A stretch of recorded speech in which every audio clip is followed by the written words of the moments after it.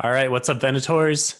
This is Steven and Josh with yet another Dresden review. You thought we were done. You thought you were done with us doing Dresden reviews. That is, but we were reminded quite a few times in the comments of our previous videos and episodes that we need to read the short stories, and how dare we not read the short stories. So we have heard and we have read the short stories. And so we are reviewing Side Jobs today, and then myself and Ben are going to review Briefcases a little bit later. But Josh, the short stories, did we make a big mistake by waiting until now to read them? Yes and no. I mean, okay, so here's the question. There are several comics. Are we now going to be lambasted for not having read the comic series that are out? Because like at a certain level, you just need to say you should be able to follow along with what's in the main core story arc and get by without the random short stories. I do like how he's collected them all into Side Jobs and Briefcases, and that I think that does allow him to refer back to them more so than if they were just all scattered around and you had to go find a random anthology that they were included in it. And let's be fair, like these are very minor things that come up in the plot points of the main books. I mean, yes, there's some things where in our videos we're like, no, we didn't quite understand that, and people say, well, if you read the short stories, well, okay, yeah. Like that's fine. But at the same time, it didn't take anything away from our reading experience of the main books. Well, I think he's walking that line pretty thinly. Like, because if we do all come away with the same question about a kind of it's not major because you still follow the plot just fine. But it's more than an Easter egg. It's like somewhere in between being an Easter egg and being important to understand what's going on in the story. So he's kind of right on that line right now, and which is a good place to be. So we should have done our homework and we should have read them before now, but yeah. And that said, I really liked reading the short stories. I thought it was great that there was yet more Dresden that I hadn't experienced yet. It was fantastic. Just kind of gave me a taste of some of these older books that it's been a little bit. It's kind of fun to get peeks into characters that you don't see quite as much. I mean, a lot of side characters get more of a chance to shine on these short stories. When you have characters like Guard, you get a Thomas POV, you get, much more on Michael. I mean, Michael's in the story quite a bit, but you get kind of the backstory of what was going on in some things that weren't quite notable enough for Butcher to put into the main books. And I loved it. I really liked Side Jobs. I enjoyed almost every story. There were some that were like, what the heck was that? But for the majority, I really liked them. So just to clarify my position, I'm like 10 out of 10 happy that these stories exist and that I get to read them. Not saying that every story is 10 out of 10, but like, I love that these stories exist. I think that there's improvement like that could be had on how he incorporates these stories into the main Dresden core books. You know what I mean?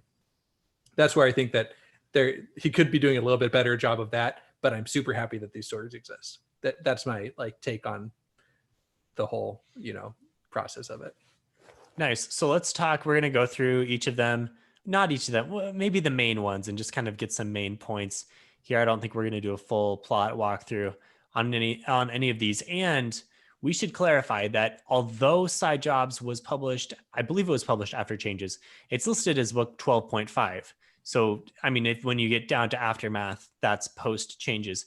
Anyway, even though that's where it is in the Dresdenverse, we are going to be talking full spoilers through Battleground. So if you haven't read Battleground yet, we're going to talk about things that happen in Battleground. So don't listen, please. Like, read all the books and then come background. I guess that's our bad for not doing this at the appropriate time in our read through. But yeah, what can you do?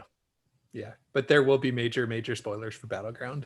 So, and maybe we'll give one more warning before we say the major one that I know we're both thinking of, but yeah. It's probably going to be in the very first story. So if you have read Battleground, again, now is the time to stop listening and go read the book because it was fantastic. Check out our review of that one. And if you like Phantology books and want to support us, you can find us on Patreon at patreon.com/Phantology_books and online at www.phantologybooks.com for our full catalog. So let's go into story number 1, which is called The Restoration of Faith. And I think we're going to do our main battleground spoiler right now, because this was awesome to see Harry and Murphy's first interaction, and also heartbreaking knowing that Murphy was killed in battleground. And it's, man, it makes me really think that like Butcher must be bringing her back in some fashion. I mean, I know we were explicitly told in Battleground that it wasn't going to happen, but there's no way. Like, she's been so core to the whole thing the whole time, and you see it here. Yeah, dude. I think I texted you right when we started reading this, or posted on the Discord, that it's emotional going back and getting this first meeting with them. It really is. And it was handled well, I thought, and just made all the better by knowing how amazing of a character Murphy is going to become. And I think Butcher, it just shows how masterfully Butcher does characters. Yeah, it's really fun to see them. They're both young. They're very different characters than in our most recent read of Battleground, obviously, but you kind of still see, the beginnings of that friendship and romance there. And then it's fun as a reader to know what's coming, but then also see the very beginning. So for that one reason, this story was great. I mean, there was some other stuff like the troll under the bridge and Harry's beginning, saving a little girl, very much Harry Dresden, fun stuff. But the main thing was Murphy. Yeah. And it's kind of like going back and watching the first Iron Man and being like, holy cow, this character does grow a lot throughout the entire series. And that's how it is with Murphy and with Dresden and with a lot of these characters that you see. They're well done at the beginning, but just when you see the growth that they go through from that first scene to the last scene, it's amazing. Yeah, Butcher he did a fantastic job of setting up characters that had this room to grow, and he definitely takes you along the journey. So story number 2 is called Something Borrowed. There's another good progression here with Billy and Georgia, our werewolf pals. The werewolves I thought were in the short stories quite a bit more than they are in the main. I mean, they're kind of here and there in the main books, but they had a pretty big hand in several of these stories. So that was fun. And they have some good progression here as they get married, taking from the beginnings of these teenage werewolves and seeing how Harry's influenced their life. This one had a stronger tie-in to some of the main books. I think Summer Night and Proven Guilty especially. So maybe this is one where you're a little more critical and you're like, well, what was the point of having that tie-in? Like, it wasn't maybe quite as tight as it could have been. Mm-hmm. Yeah.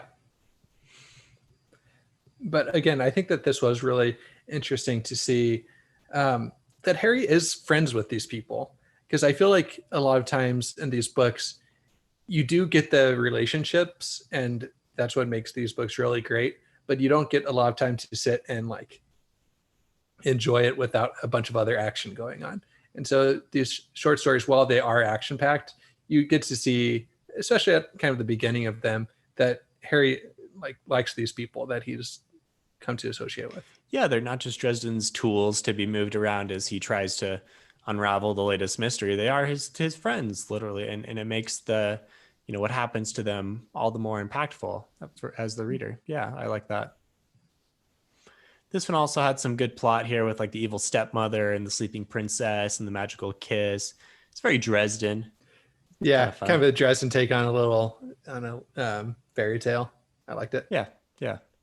Okay, so next one, this is not the Thomas viewpoint, but this is one with Thomas primarily. So it's called It's My Birthday Too. It's Thomas's birthday, and Harry goes to find Thomas to give him the present, and he is like LARPing with some of his friends, and they have this whole showdown at the mall. This one I thought was pretty good. Like, I really liked the action in this one. This was a full-on story for me.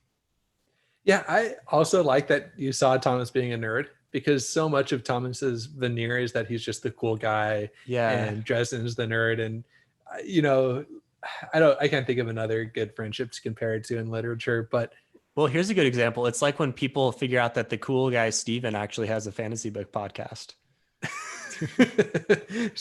I don't know. I think that this is more the Luke Skywalker and Harrison Ford. If we're going, okay, sure. Butcher always likes to put, Star Wars references in his book. So I think that's a good one. But I like yours too, Steven. Yeah, this is also, I like the Carrie White thing that was going on here with Drulinda, who is turned into a black court vampire, and she comes back and she's like, you guys cast me out and you're gonna get it now. And I remember as a kid seeing Carrie accidentally and being terrified. So this had a I strong don't think tie you were a over for kid. me. Define kid in this, Steven, because I think we've been through this before, and I think I you're don't like scary solidly. movies very much, and sure, maybe I was like 16 years old, but I was still scared. Okay. Dude, I haven't seen the movie, but the book is pretty scary. Carrie, Carrie, scary. Yeah, it's scary. Uh, yeah, I'm not much for horror itself, so Dresden is about as far as I go on some of these things. One of the funnier parts in this was when he was getting help from the Cobbs at Shoegasm. Great name, by the way. But he goes in and he breaks the shoes, and the Cobbs are horrified, and they're like, "Please stop! Don't break the shoes. We'll help you with anything."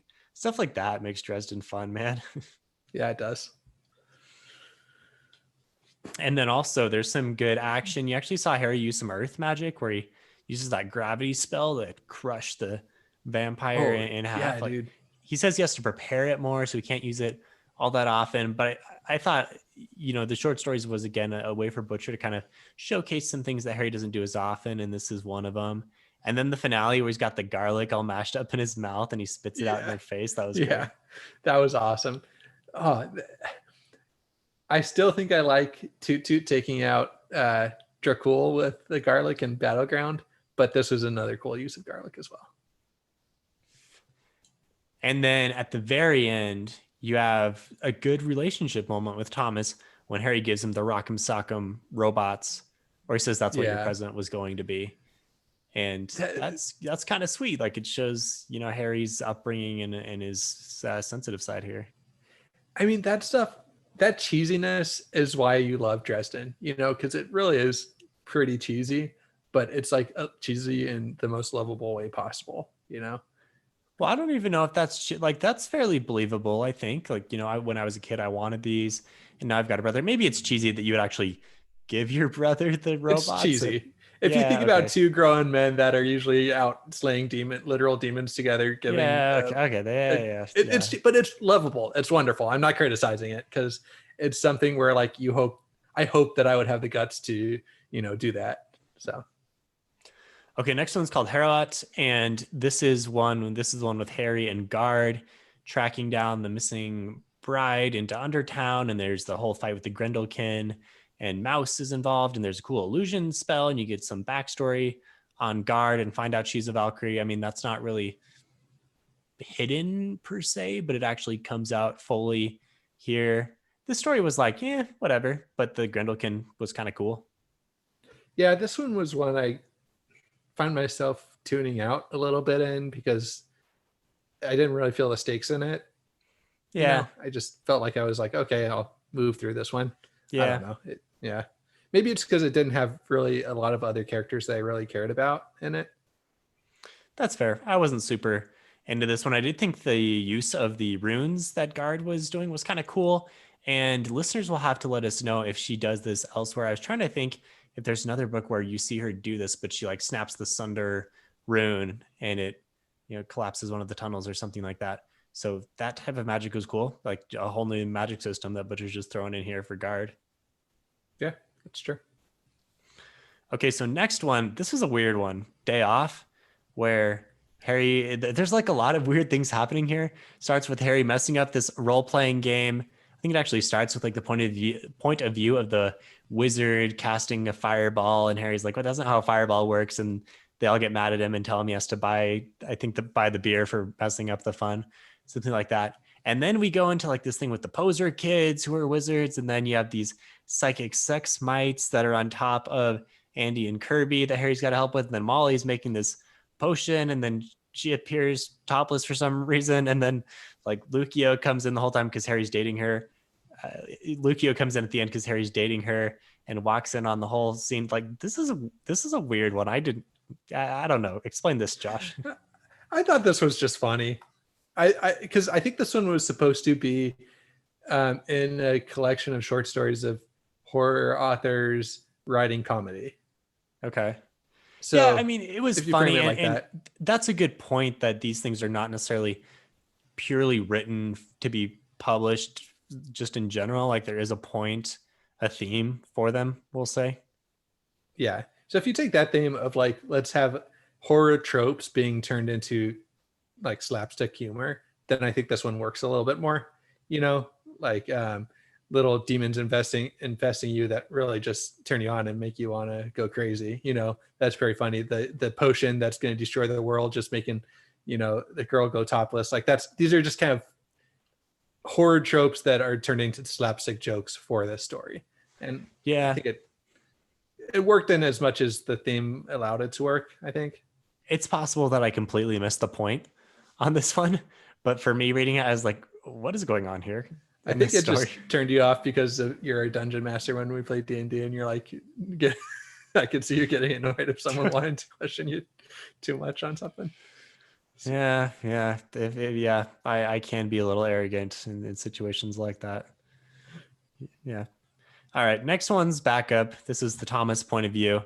There's two different points of view in side jobs. You have a Thomas one Murphy at the end, obviously. This one was cool. I thought Thomas's point of view was fun. You don't see Thomas's voice nearly as much as you do in the other parts of the book as you do here. So he has a good, unique voice. He can be kind of emo sometimes. It's cool to see that. And this whole Oblivion War thing with the Venators, that was interesting. And then the fact that he's all like secretly working around Harry, what Harry's doing, and he's outsmarting him and he's kind of making fun of Harry at the same time in his voice. This was a solid entry. Yeah, this was fun. This shows you that, first of all, you never really want Harry and Thomas to go against each other because we don't know how that would turn out for Harry. You know, like Yeah. Thomas is secretly, not maybe not so secretly, but Thomas is not someone you want to mess with. And And he can even do I feel, magic a little bit. He's got that tracking spell going in this one. yeah, I feel like Harry always feels like he needs to protect everyone. And I think part of the story was to show you that Thomas doesn't really need protecting. Um, Which is good considering that, I mean, more than one time Thomas has been held for bait and been helpless. I mean, including the current situation of the Dresdenverse. So I'm glad to see Thomas actively doing things because I'm tired of him being shunted to the side as bait. yeah, that's true. The other thing is, I don't know if this makes me like that more or less because, for one, okay, one of my major issues with the whole recent two novels, Peace Talks and Battleground, is the Thomas subplot, and I felt like it was just a plot thrown in. And I'm gonna get roasted for this, I know it, but I felt like it was just a plot thrown in to make Peace Talks like actually have some stakes in it. And I know I'm gonna get roasted for saying that, but I feel like that even more so after reading this story because we still don't Hmm. really know why Thomas, you know, went got taken captive in the first place, really. I mean, we can speculate, but yeah, we don't know 100%. Yeah. And so I still don't know if we're going to get great answers to that. And this is showing how capable he is. So the fact that he's in the current situation he's in after reading this, it just kind of took something away from reading the short story after I read Peace Talks and Battleground. I mean, he's going up against Nemesis. That's, yeah. So do we think Nemesis is the one that imprisoned him with that used the, um, you know, I don't know. It's just kind of Yeah, weird. we don't know So exactly why, right? maybe I just need to be, you know, have come on Discord and tell me what I'm missing here. But I I just kept thinking of the current Thomas situation reading this one. Yeah, I do agree that someone who's as cool as Thomas, and we see this in backup, to just have them be held captive and be this plot device where we've got to save them. It's like, really? Like, why aren't they as capable? Why isn't Thomas as capable as Harry? Because he's certainly just as powerful, and Harry is never this helpless. Yeah, that's my point. Is I feel like Harry wouldn't have just walked in and gotten captured.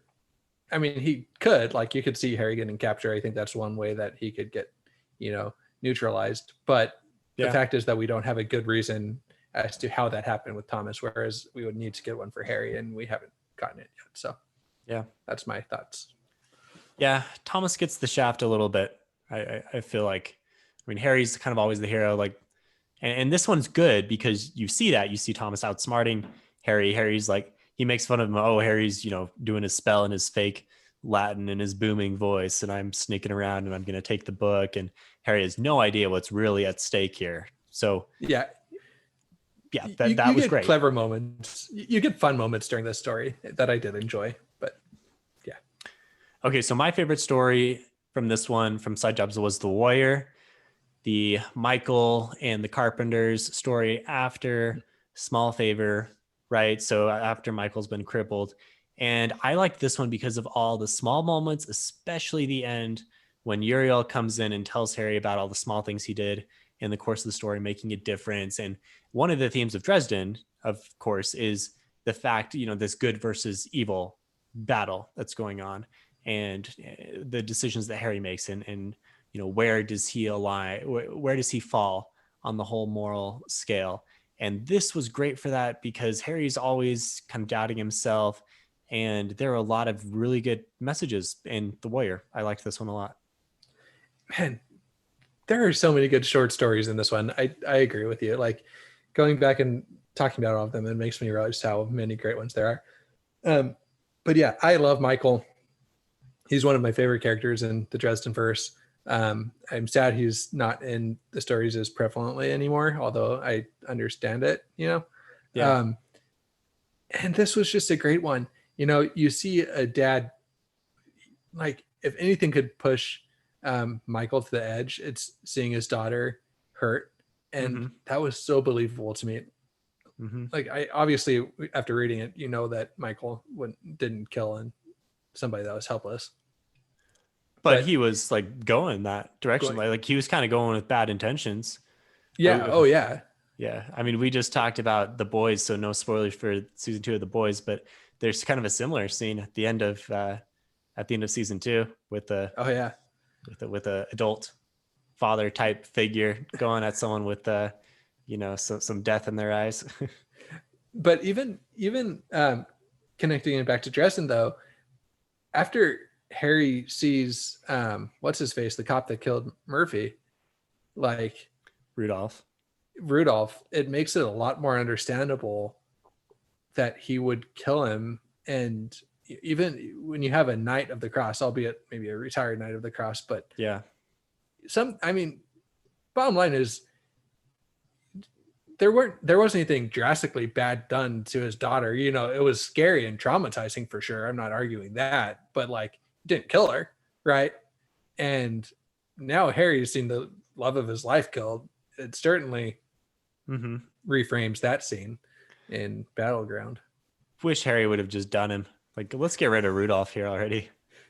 Yeah, I mean, that's yeah, yeah, I mean, as I talk about making right choices and staying on the yeah, right side of the moral line, but that, yeah, that was tough.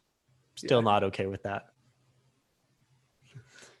But yeah, those moments where Uriel was like, "Hey, you stopped the drunk electrician and you pulled the girl out of the Mm-hmm. road and you alerted them to the abuse that was happening." All these small things that Harry does, and it's great because Harry doesn't even think about those things as his main goal. It's just like, well, this is who he is as a person, making these correct choices. And this is a great reminder from Uriel to Harry, like, Harry, you're so concerned about the fate of the world, the fate of Chicago, and making and dealing with all these heavy choices. Yet, don't you realize that who you are as a person, like who you've built yourself up over these years, is a very basically good person who's making a huge difference. And honestly, like that's a good reminder to all of us. Like I feel the same way sometimes, where I get real concerned about, you know, making sure that I'm always making all these big choices, correct choices on larger scales. But at the same time, it's like, well, in my day-to-day interactions, like I'm basically good. So those are things that, yeah, that drive us as human beings, maybe. Yeah. In the end, you don't know if you making an effort to strike up with somebody that looks lonely is going to be what saves their life, Yeah, exactly. because now they had a positive moment that day that they weren't expecting to happen. You know what I mean? Like, you just really don't know. And so it is a good reminder to Yeah. let the small moments remind you that they have big impacts. I agree.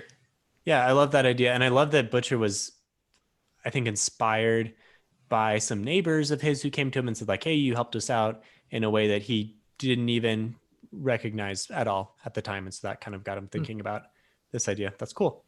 Okay, 3 more. So Last Call and Love Hurts, kind of the points of both of these is that Harry and Murphy have some chemistry. And so in Last Call, this is one with the poisoned beer at the United Center. And we get into this Maynard, I think Maynard I'm going to go with, the Dionysus girl.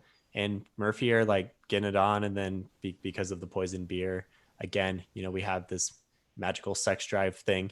And Murphy admits that she wants Harry, and then Harry kind of saves the day. So, not a whole lot to that story other than the fact that these guys are going towards something eventually. Yeah. And also the fact that if you want to take Mac down, you just, slip him some, laced beer, and then apparently he's out of commission. Like his whole place is out of commission. That was a little bit weird to me though, that like, you think that all the wards and stuff protecting, protecting Max. Yeah. Like that would have protected against some laced beer. Yeah. I don't know. Yeah. I mean, apparently it apparently didn't. It's funny to see that book start, or that story start, where Harry walks in and he smells the smell of meat burning, and he's like, something is horribly wrong. There's no way this could ever happen. Yeah. Okay, and then in Love Hurts, this is the one at the carnival, and Harry and Murphy are investigating this weird love spell that's going on, and they end up in the Tunnel of Terror or something, like maybe it's Tunnel of Love, some kind of tunnel ride. And again, they start to fall in love with each other, and then they realize that, wait, this is too good to be true. And there's this magical seatbelt that this red court vampire has been, putting this spell onto in order to get back at the White Court. So small stakes, it seems like, but again, the Harry Murphy relationship is the point. So this one was really tear jerking, because you see what good times Harry and Murphy could have had if they would have figured out how to love each other sooner. Yeah. And how their time really was cut short. Yeah. Because I think we're meant to assume that in Battleground or in Peace Talks, that was like the first time that they consummated the relationship, right? Right. And that was what, like 24 hours before Murphy died? Pretty dang close to it. Yeah, I would guess. Right, maybe 48. I can't remember the exact sequence of events, but yeah. And so you just kind of wish that, man, they could have had something great. And I also did like the moral justification of the Red Court, that like, oh, it might not be real at first, but they think it's real, and it's going to be real once they give it enough time. So who's this really hurting? I thought that was fun. And obviously, yeah, it is immoral, but it depends on how you define morality. If you define morality as, like bad things happening to people, what bad things is happening to anyone? So it was fun. It was interesting to think about. Okay, so Aftermath is our last story in Side Jobs. This is from Murphy's point of view. Takes place right after Changes, and Murphy's investigating Harry's death. She doesn't want to ever say throughout the course of this one that Harry's actually died, and other characters are kind of freaking out about it. She tries to make the best of things, and she holds it together really well. But I mean, you see that eventually later in the story, she does kind of break down over it.